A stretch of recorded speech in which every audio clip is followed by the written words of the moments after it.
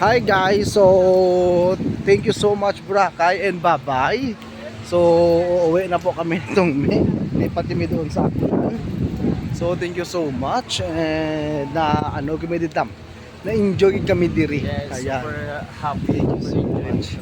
Mas marami pa kami yung dala. Ayan. Hindi pa tayo. Thank you so much. So tong may yung masasabi mo?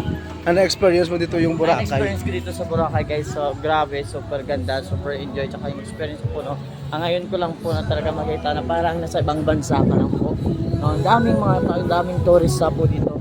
Sa lahat po ng mga lugar na punta ko, ito yung siguro pinakamasaya na lugar na pinuntahan ko dito guys. Yun.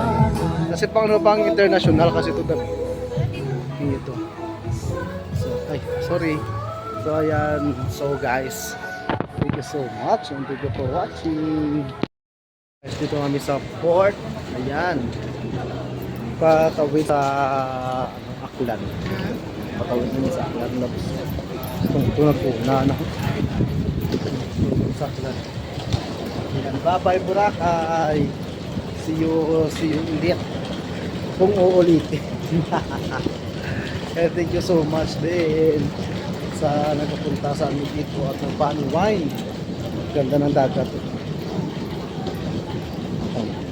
Thank you so much. Hindi tayo lang. Lipat naman tayo sa Aklan. Doon naman tayo lang.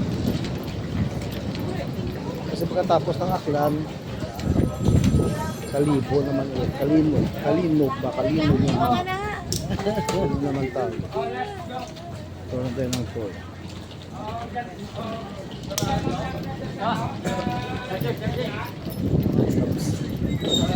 Ganda. Ito yung barko.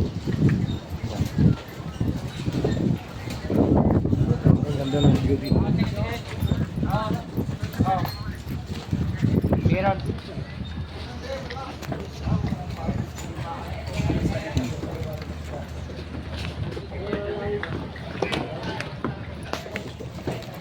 Tumuglig to.